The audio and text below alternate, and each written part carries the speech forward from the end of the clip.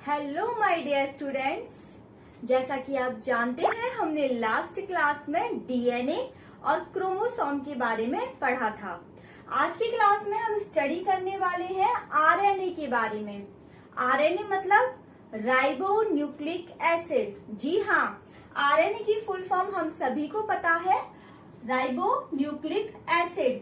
सो बात करेंगे कि आरएनए कहाँ कहाँ उपस्थित होता है, कोशिका के कौन कौन से पार्ट के अंदर आरएनए पाया जाता है।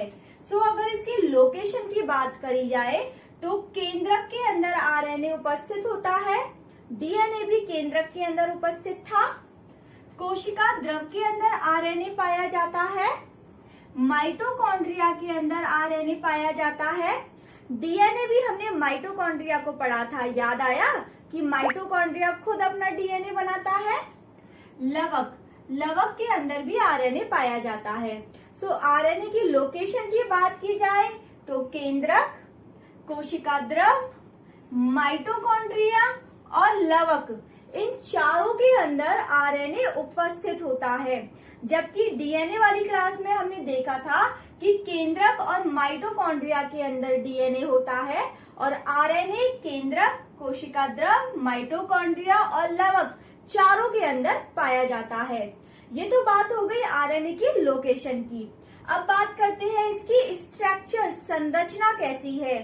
देखिए, जहां डीएनए की संरचना डबल हेलिक्स थी, वहीं आरएनए की जो स्ट्रक्चर है वो सिंगल थ्रेड स्ट्रक्चर है, यानी एकल धागेनुमा संरचना होती है आरएनए की।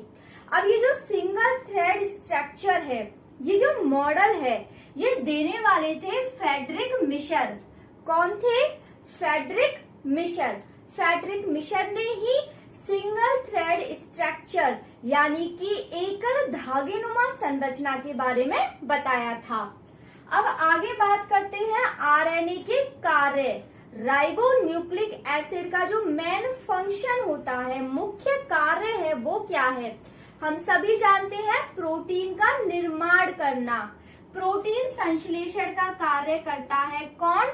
हमारा आरएनए। आगे बात करते हैं, ये जो आरएनए है इसके अंदर 3 प्रकार के मॉलिक्यूल उपस्थित होते हैं। अब ये 3 मॉलिक्यूल कौन कौन से हैं? तो आइए देखते हैं। शर्करा, जो कि है राइबो शर्करा, यानी कि इसके अंदर राइबो शुगर प्रेजेंट होता है। नेक्स्ट है फास्फेट। ओके, फास्फेट ग्रुप भी आरएनए के अंदर उपस्थित होता है। और उसके बाद है नाइट्रोजनी क्षार। जी हाँ, नाइट्रोजनी क्षार भी आरएनए में उपस्थित है। यानी ये 3 प्रकार के मॉलिक्यूल, शुगर में भी राइबो शुगर, फास्फेट एंड नाइट्रोजनी क्षार आरएनए में उपस्थित होते हैं। अब ये जो नाइट्रोजनी क्षार है, ये भी 2 पार्ट्स में हमने डिवाइड किया है। एक तो है प्यूरिन और दूसरा है प्रिमिडिन। यानी प्यूरिन और प्रिमिडिन 2 प्रकार के नाइट्रोजनी क्षार होते हैं। अब प्रिमिडिन के अंदर भी साइटोसिन और यूरेसिल को पढ़ा जाता है। ओके, कंफ्यूज बिल्कुल भी नहीं होना। प्रिमिडिन के अंदर साइटोसिन और यूरेसिल को पढ़ा जाता है। तो बचे हुए एडेनिन और ग्वानिन कहाँ पढ़े जाएंगे? प्यूरिन के अंदर। ओके, क्लियर है। अब जैसा कि हमने डीएनए के टाइम पे पढ़ा था कि ग्वानिन और साइटोसिन के बीच में ट्रिपल बॉन्ड होता है। क्या? ग्वानिन और साइटोसिन के बीच में ट्रिपल बॉन्ड होता है। बिल्कुल, आरएनए में भी ग्वानिन और साइटोसिन के बीच ट्रिपल बॉन्ड पाया जाएगा। अब जहां डीएनए में एडेनिन के साथ में थाइमीन डबल बॉन्ड बना रहा था, वहीं आरएनए में एडेनिन के साथ कौन डबल बॉन्ड बनाएगा? यूरेसिल। कौन बनाएगा? यूरेसिल। सो कुल मिलाके जो हमारा आरएनए है उसमें थाइमीन की जगह पे क्या आ जाता है? यूरेसिल आ जाता है। ओके, क्लियर है। एक बार फिर से रिपीट कर लेते हैं, बहुत इजी है। आरएनए जिसकी फुल फॉर्म है राइबो न्यूक्लिक एसिड, आरएनए की जो लोकेशन है, आरएनए कोशिका के किस किस भाग में उपस्थित होता है, वो है केंद्रक, कोशिका द्रव, माइटोकॉन्ड्रिया और लवक। फिर बात करते हैं इसकी संरचना की, स्ट्रक्चर की। तो सिंगल थ्रेड, एकल धागेनुमा संरचना होती है किसकी, आरएनए की। और ये जो मॉडल दिया था, इस मॉडल को देने वाले थे फ्रेडरिक मिशर। कौन थे, फ्रेडरिक मिशर। ये कार्य क्या करता है, इसका जो मेन फंक्शन है वो है प्रोटीन का निर्माण करना, प्रोटीन सिंथेसिस का काम करता है आरएनए। अब इसमें 3 मॉलिक्यूल पाए जाते हैं। पहला तो है हमारी शुगर यानी शर्करा। कौन सी शर्करा, राइबो शर्करा। नेक्स्ट है हमारा फास्फेट ग्रुप। कौन सा ग्रुप, फास्फेट ग्रुप। और लास्ट है हमारा नाइट्रोजनी क्षार। अब ये जो नाइट्रोजनी क्षार है, इसको 2 पार्ट्स में हमने डिवाइड कर दिया है। एक है हमारा प्यूरिन और दूसरा है हमारा प्रिमिडिन। अब ये जो प्रिमिडिन है, इसके अंदर हम पढ़ते हैं साइटोसिन और यूरेसिल को। किस किस को, साइटोसिन और यूरेसिल को।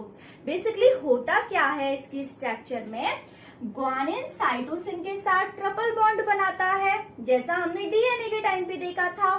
और एडेनिन यूरेसिल के साथ डबल बॉन्ड बनाएगा। कौन सा bond, double bond. So difference ये है कि हमने डीएनए में क्या देखा था कि एडेनिन थाइमीन के साथ डबल बॉन्ड बना रहा था, लेकिन आरएनए में थाइमीन की जगह कौन आ गया है, यूरेसिल। ओके, आई होप आपको यहाँ तक की चीजें क्लियर है। आगे की स्लाइड में हम डिस्कस करेंगे आरएनए के type, messenger RNA, ribosomal RNA और transfer RNA. Okay, last slide में हमने डिस्कस किए थे आरएनए के कुछ इंपॉर्टेंट पॉइंट्स।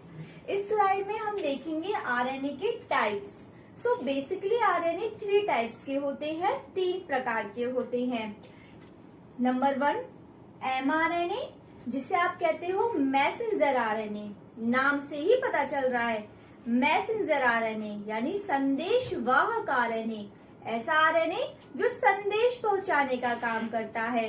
बट कैसा संदेश, कोशिका के किस भाग में प्रोटीन की कितनी आवश्यकता है, ये संदेश पहुंचाता है कि कोशिका के किस भाग को प्रोटीन की कितनी आवश्यकता है।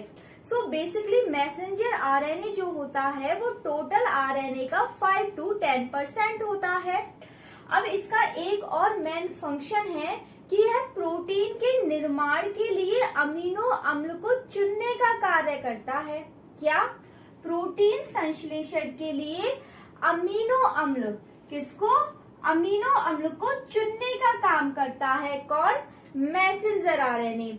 सो मैसेंजर आरएनए जो होता है वो है एक संदेशवाहक आरएनए। ये टोटल आरएनए का 5 to 10% होता है। कोशिका के किस भाग में प्रोटीन की कितनी आवश्यकता है, इस संदेश को पहुंचाने का काम करता है हमारा मैसेंजर आरएनए। साथ में प्रोटीन के संश्लेषण के लिए, प्रोटीन के निर्माण के लिए अमीनो अम्ल को चुनने का काम भी करता है मैसेंजर आरएनए। बेसिकली हम जानते हैं कि जो हमारी बॉडी है उसके अंदर 20 प्रकार के अमीनो अम्ल होते हैं। सो ये अमीनो अम्ल जो 20 प्रकार के होते हैं, इन अमीनो अम्लों से मिलकर ही प्रोटीन का निर्माण होता है। तो कौन से अमीनो अम्ल चूज किए जाएंगे, ये डिपेंड करेगा मैसेंजर आरएनए के ऊपर। ओके, नेक्स्ट स्लाइड में हम डिस्कस करेंगे ट्रांसफर आरएनए और राइबोसोमल आरएनए को। Thank you.